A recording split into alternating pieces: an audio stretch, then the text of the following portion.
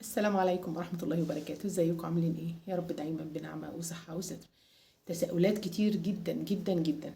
وشي اتهدل، وشي مفيهوش مرونة، وشي مليان خطوط تعبيرية، وشي ما عادش مرن. الموضوع ده يعني مؤذي نفسيا. مش هقولك ان انا بتخطى السن او مش عايزة يبقى شكلي كده، لا، احنا بنعيش اعمارنا كلها بمنتهى الأريحية وبمنتهى الجمال. كل سن وليه جماله، بس أنا من حقي أحافظ على نعم ربنا اللي مديها لي، ولو في إيدي حاجة وخصوصا لو كانت بسيطة أقدر أستخدمها فمش هتأخر. تعالي النهاردة أقولك إزاي تقيسي مرونة الجلد الأول، وإزاي تعيدي لجلدك بناؤه من أول وجديد بحاجة ببلاش حرفيا، وهتديك إفكت حلو جدا جدا جدا.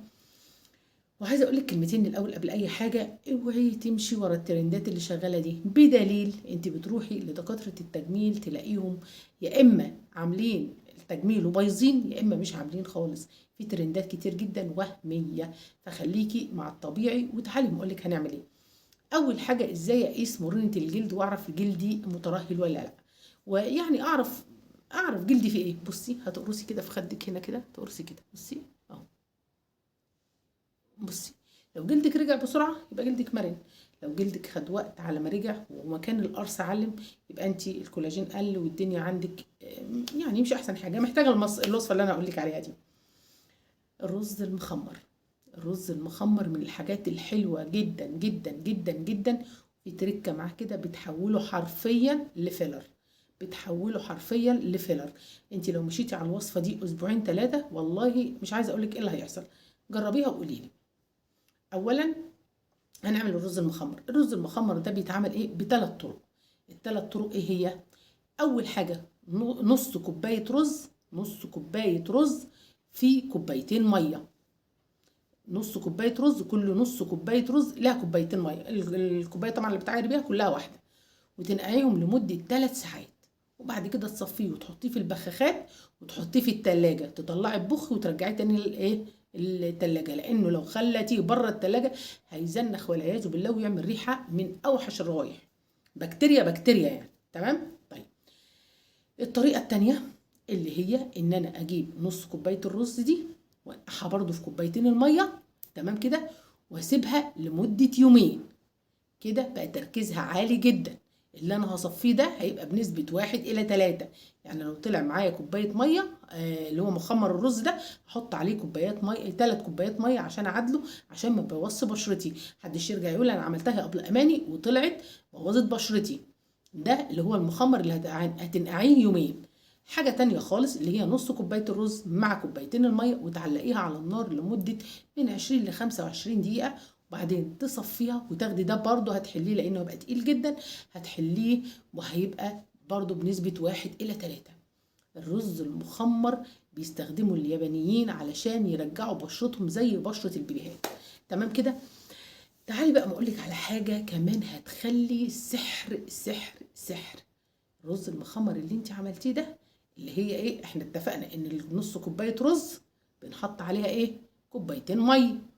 هنحط عليهم ايه، معلقتين كبار بعد ما نصفي بقى، اللي هي الطريقه الاولانيه. نحط عليهم معلقتين خميره فوريه ونقلب قوي قوي قوي وندوب. ريحتها هتبقى اوحش من اوحش ريحه شمتيها لو ما تحطهاش في التلاجة. ريحتها بجد بجد صعبه قوي.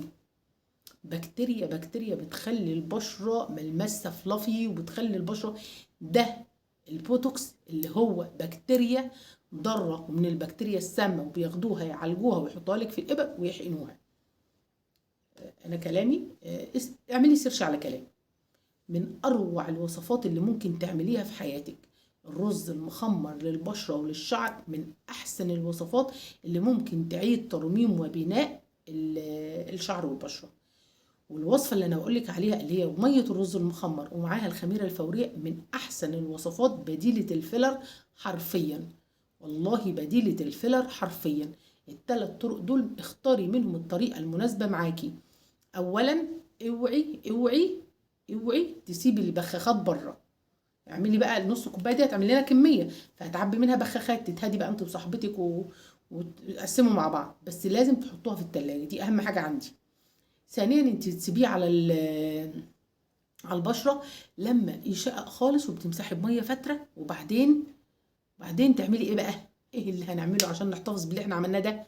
هنرطب بكريمنا المرطب، يا اما نبخ بشرتنا ميه ورد ومعاها كريمنا المرطب وعليه حته فازلين. لو بشرتك جافه بخ ميه ورد وحطي الفازلين. مش هقولك انت هتدعي لي دعوات قد ايه، بجد حلوه قوي قوي قوي قوي. حطي بقى على ايديكي، على وشك، على شفايفك، على البكيني، على اي حته عايزه تنفخيها. والله البكتيريا دي هي البكتيريا اللي بيحضروها ويسحبوها ويحقنوها لنا. في ترندات كتير جدا جدا جدا طالعه خطر جدا على البشره وعلى الجسم. تابعيني عشان هقولك ايه اللي ينفع نعمله وايه اللي ما ينفعش نعمله، وجربي. يلا تابعيني بقى على القناه. وفي قناه تانية بتاعتنا اللي احنا عملناها، قناه وصفه طبيعيه وكريم الصيدله اللي احنا هنعمل فيها السبسكرايب دي، قناه تانية اسمها مع اماني منوعات وحاجات بنات. اهم حاجه عندي بعد ما البكتيريا تشتغل والدنيا تظبط ان انت تحبسي الترطيب اللي هو بديل الهيلورونيك اسيد، اللي هو ايه؟ يا الفازلين يا الجريسلين. مهما كان نوع بشرتك، لو نقطه واحده ده اللي هيديكي ترطيب وهيحبس الترطيب تحت الجلد وهيديكي الملمس الفلافي اللي بتقولك انت حقنه انا فين بقى اهو. بصي لما بتقرصي كده بصي صح. يا رب اكون عند حسن ظنكم. ميرسي جدا جدا جدا على ثقتكم الغاليه، يا رب دايما عند ثقتكم.